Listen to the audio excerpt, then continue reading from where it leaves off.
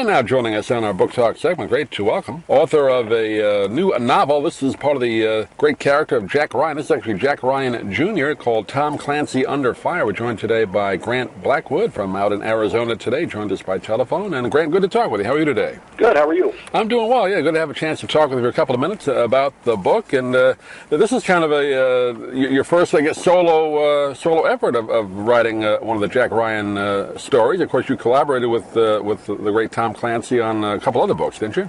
Yeah, I did Dead or Alive with Tom back in 2010. Right, and that was the follow-up to Teeth of the Tiger, which is 2003. So, yeah, I've been fortunate enough to do a couple of these now. How did you first collaborate with Tom? Because you've written successful books on your own. Did he ask you? You asked him, or how did that come about? It was kind of a mutual thing. I am with Putnam, and he is too, or was. And so we got to talking, and when the opportunity came up, they asked me if I'd be interested, and the answer was, of course. And so we got started. And, Dead or Alive was mostly Tom Clancy, his characters, his story. So really I played a relatively small role, but it was a thrill to be working on it at all.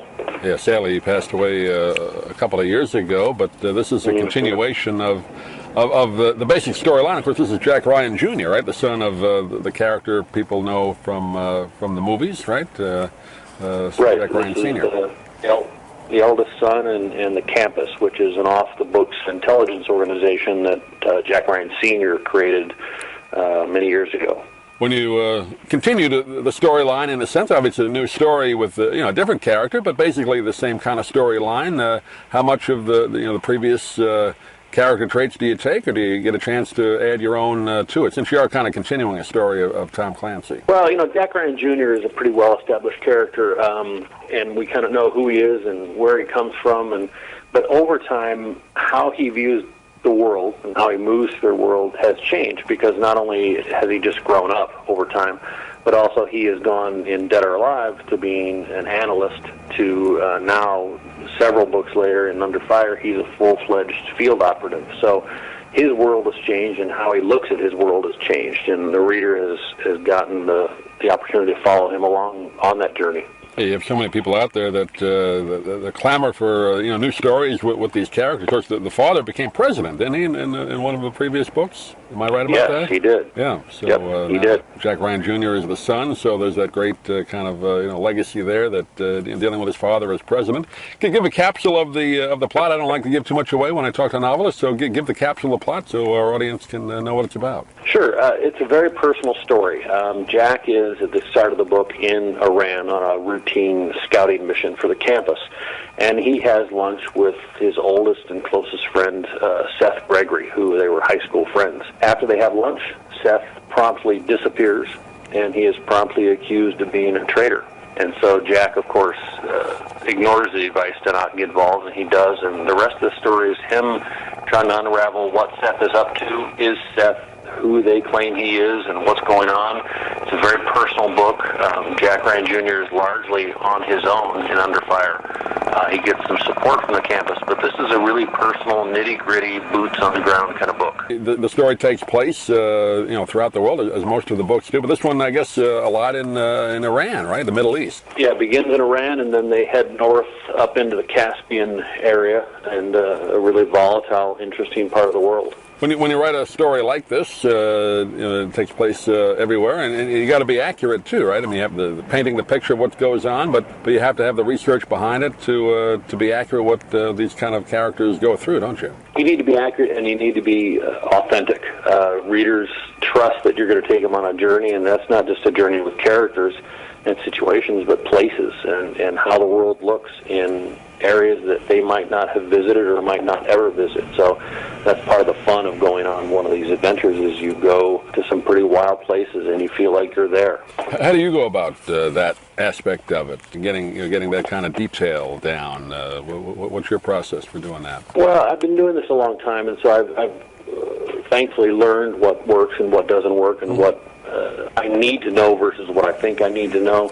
And so what you're looking for are those details that the reader will nod and they say, yep, this makes me feel like I'm there. And so whenever I visit travel forums or read books or peruse the internet, I'm always looking for those little things that speak to the essence of a person or a country or a region or a culture. And if you look hard enough, you'll find them. Yeah, you're dealing a lot with military technology, different types of, surveillance equipment and techniques. So I guess some of it you can make up, but others you have to, like you said, you have to be kind of authentic, don't you? Right, and there's always that fine line between, strict fact and strict authenticity. And, we've got a lot of technology and digital stuff in here, but really in the end it's kind of one of those nitty-gritty Cold War espionage books with a lot of tradecraft and a lot of shadows and people being who they may not be. It's kind of this wilderness of mirrors that Jack Ryan Jr. is navigating in Under Fire. When you write a story like this, which is goes around the world, and it's a thriller type of book, is that enjoyable for you to kind of come up with that the plot twist, or maybe multiple plot twists? Because your audience out there is expecting that. I guess it gets more challenging the more you write these types of books. Huh? It gets more challenging, but it helps a lot that I love what I do, and so coming up with twists and turns and kind of turning things on their head when you least expect it, that's part of the fun for me as well. Because you can plan a lot of it, but sometimes things pop up and you get that click and you say, yeah, that would be really good to stick in the book, and so it works out.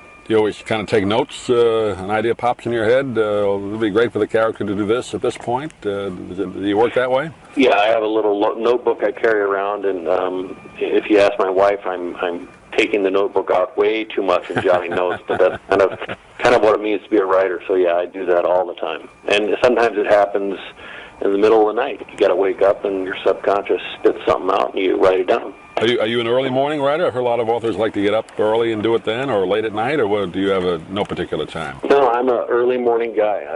If I'm at my desk by 7, I'm good to go. I like to get it done and kind of gauge the rest of my day by a good writing period. How about dialogue? You enjoy doing that, writing dialogue? Do you talk it out, or how do you go about that with a character like Jack Ryan? Yeah, I love dialogue.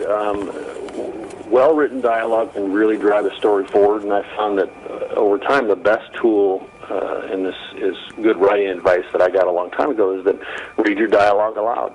Because there's a lot of, seeing it print you might have in your head the way you think it sounds, and when you read it out loud, then it completely changes it. So, but yeah, I like dialogue. It can really drive a story. Yeah, it really makes it much more real to the reader out there. And I know you have your own series of books, your own character, Evan Rust, isn't that it? So you've got a couple of characters you've written about or continue to write about. Well, he's new, and I'm just starting that series, and so time will tell. But he's a person that moves in kind of the same world Jack Ryan Jr. does, and he does a lot of the dicey kind of stuff, but he is also saddled with, let's call it an impediment. He's saddled with an impediment that makes him both the perfect choice for what he does and the worst choice. So when the book comes out, readers will see exactly what I mean. Yeah, we'll look forward to talking to you then. But in the meantime, people looking for a great summer read, this one is called Tom Clancy Under Fire, a Jack Ryan Jr. novel.